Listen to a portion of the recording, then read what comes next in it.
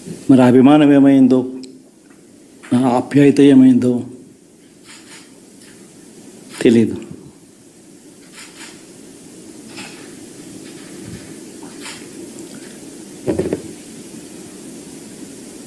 ఎవరో మోసం చేశారు, ఎవరో అన్యాయం చేశారు అని చెప్పి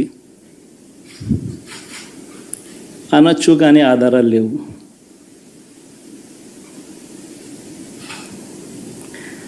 ఏం జరిగిందో దేవుడికి తెలుసు. పెద్ద నేనైతే చేయగలిగింది ఏమీ లేదు.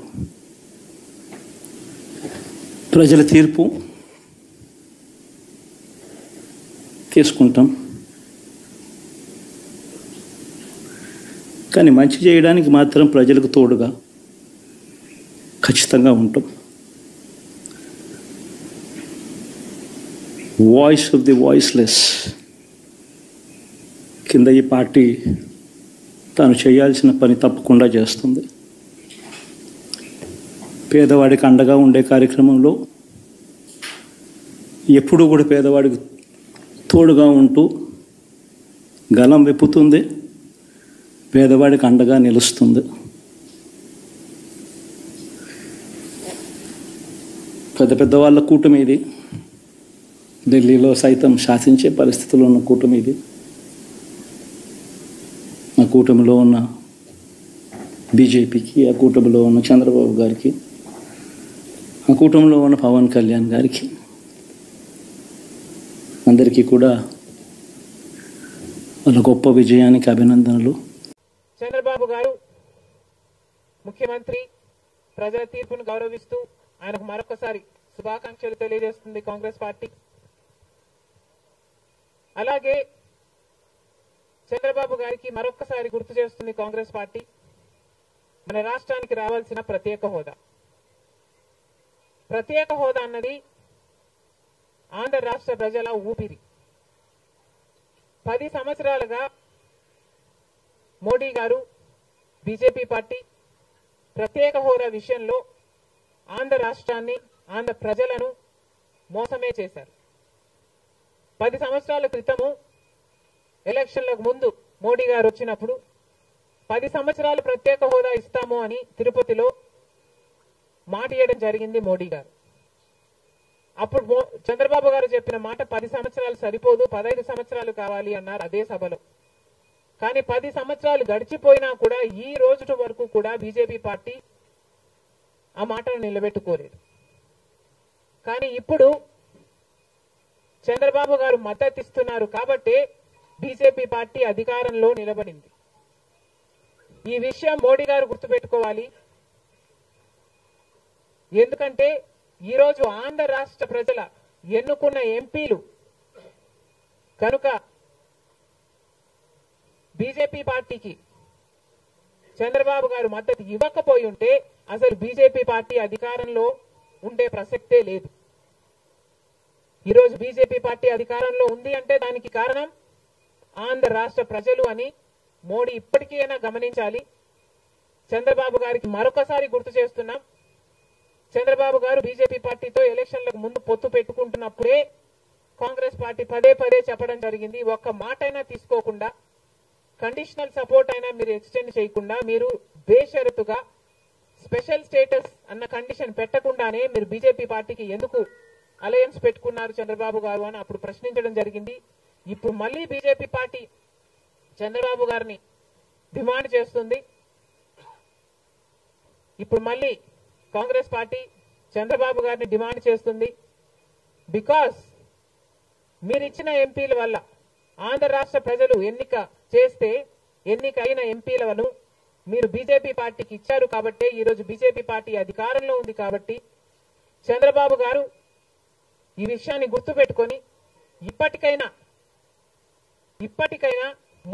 మొండి పట్టైనా సరే స్పెషల్ స్టేటస్ అన్నది ఆంధ్ర రాష్ట్రానికి అవసరం కాబట్టి ఇప్పటికైనా స్పెషల్ స్టేటస్ మీద చంద్రబాబు గారు సీరియస్ గా వర్క్ చేసి ఇది సాధించుకు రావాలి అని కాంగ్రెస్ పార్టీ ఆంధ్ర రాష్ట్ర ప్రజల తరఫున డిమాండ్ చేయడం జరుగుతుంది.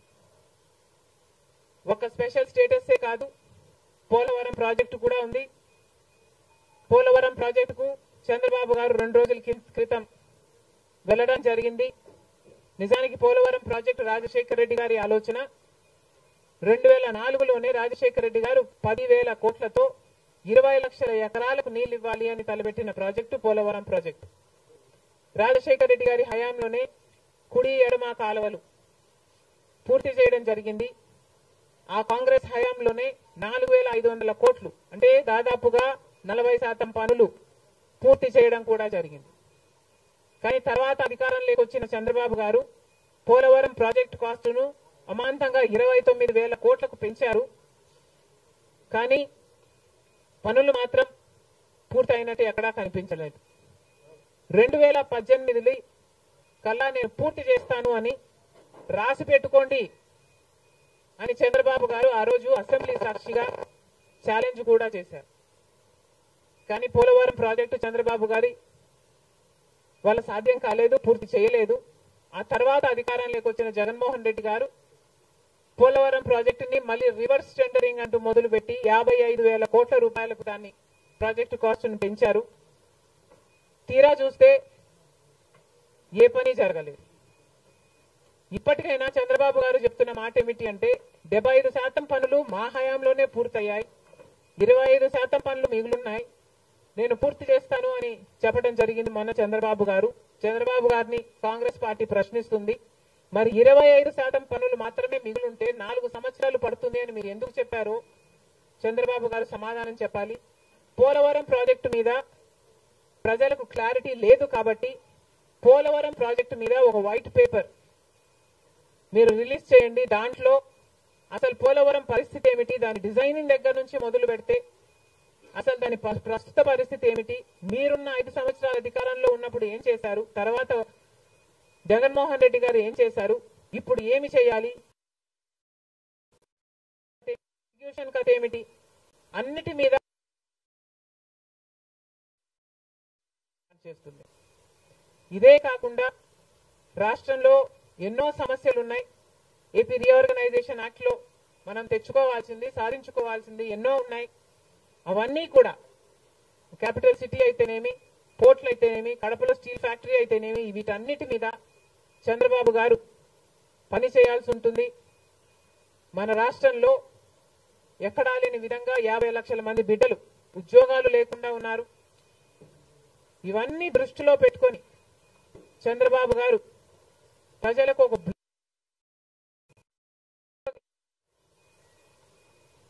బాగుంటుందని కాంగ్రెస్ పార్టీ భావిస్తుంది. ఇదే కాకుండా చంద్రబాబు గారు super 6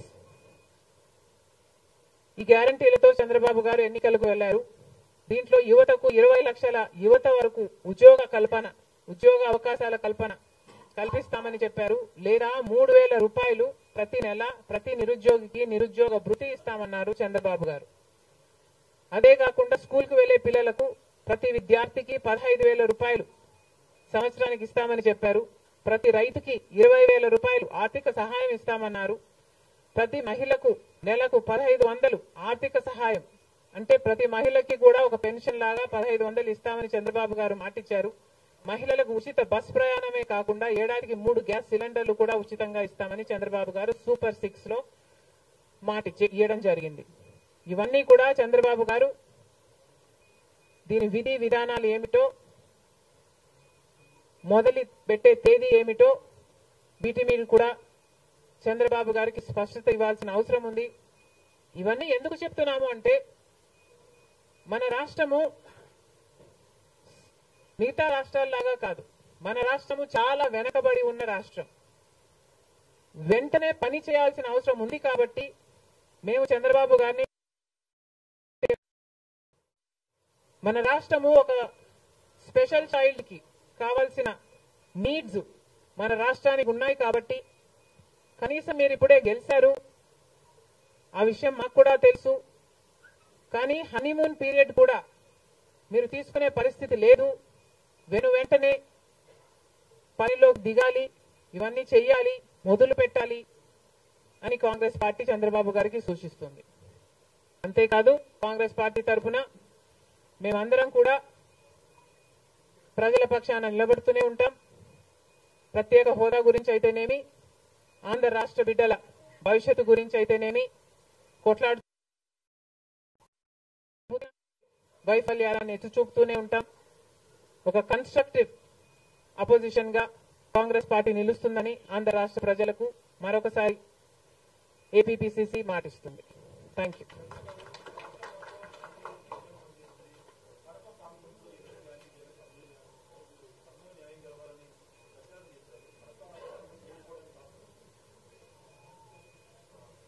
Kadapa situation is a different situation because కడపలో ఎంపీ ఉన్నాడు, ఎమ్మెల్యే ఉన్నాడు, అధికార పక్షం. అక్కడున్న ప్రజలు భయభ్రాంతులు గురై బ్రతుకుతున్న ప్రజలు.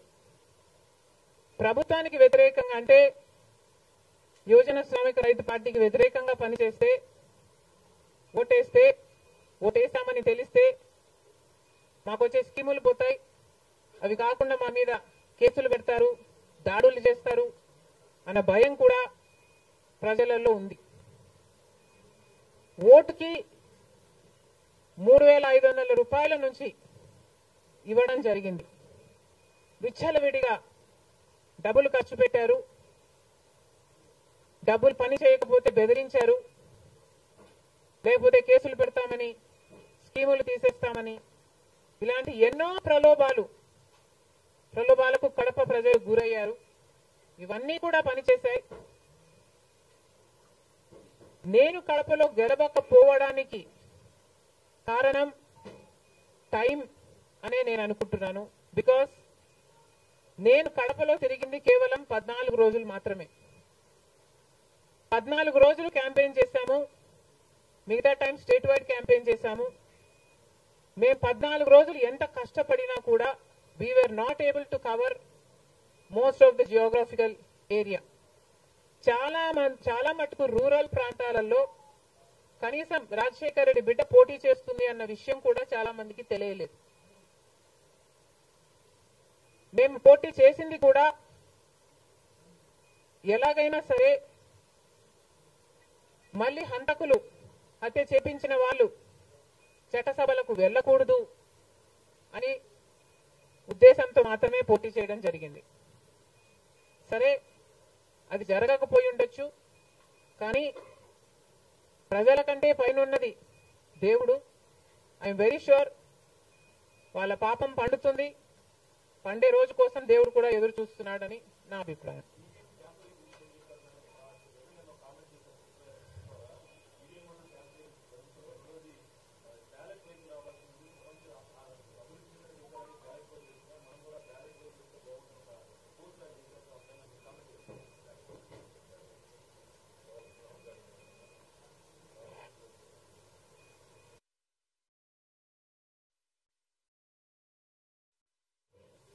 ఐ ఫీల్ మేధావులు కూర్చొని సుప్రీంకోర్టుతో సహా అందరూ కూర్చొని, ఇది అంత దేశానికి సంబంధించిన విషయం కాబట్టి అందరూ కూర్చొని ఓ నిర్ణయానికి వస్తే దేశ ప్రజలు హర్షిస్తారన్నది నా అభిప్రాయం.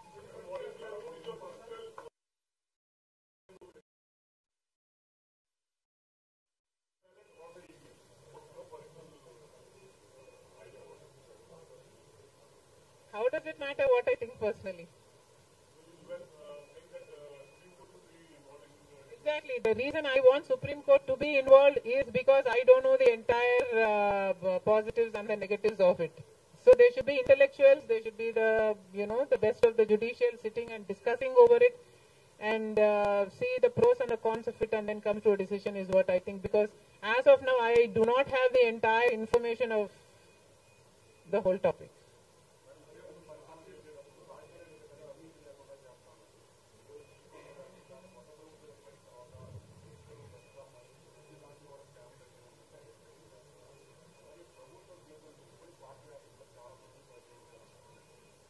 ప్రజలు బుద్ధి చెప్పారు కదమ్మా, ఇంకా నేను మాట్లాడటం ఎందుకు.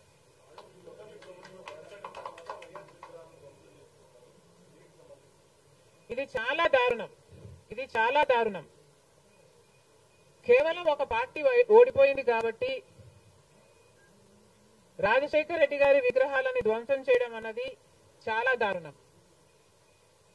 రాజశేఖర రెడ్డి గారు ఒక మహానాయకుడు, ఆంధ్ర రాష్ట్ర ప్రజలకు నమ్మకంగా సేవ చేసిన నాయకుడు. సేవ చేస్తూనే ప్రజల మధ్యలో నేను ఇంకా ఎంతో చేయాలి, సాధించాలి అని రచ్చబండకని బయలుదేరి వెళ్లి చనిపోయిన నాయకుడు రాజశేఖర రెడ్డి గారు.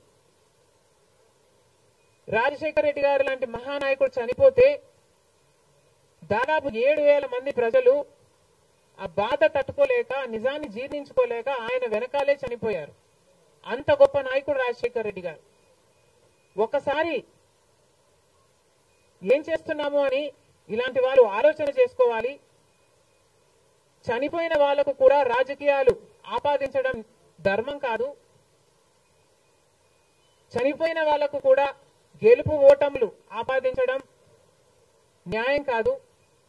మరొక్కసారి చెప్తున్నాం, రాజశేఖర రెడ్డి గారు మీకు చేసింది ఏమీ లేదు. దయచేసి రాజశేఖర రెడ్డి గారి విగ్రహాలను ధ్వంసం చేయడం ఆపండి. మీరు చేశారని వాళ్ళు చేశారని మీరు, ఇలా ఒకరి మీద ఒకరు చేసుకుంటూ పోతే దీనికి అంతే ఉండదు. మళ్ళీ చెప్తున్నాం, మీకు ఇంకొకరికి తేడా ఉండాలి అంటే కొంచెం పేషెన్స్ పాటించాల్సిన అవసరం ఉంది.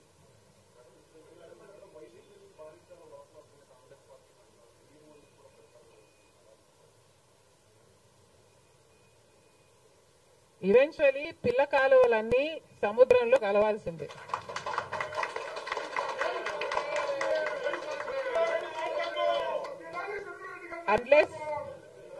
అన్లెస్ అవి ఎండిపోతే తప్ప. Yes, definitely.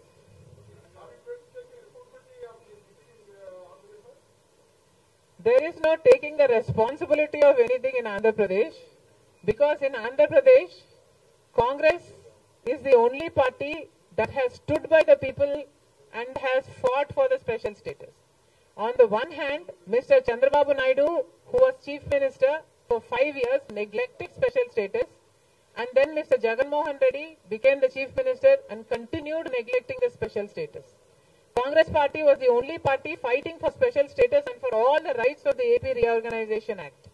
The people of Andhra know this, but they also know that their vote should not go to waste.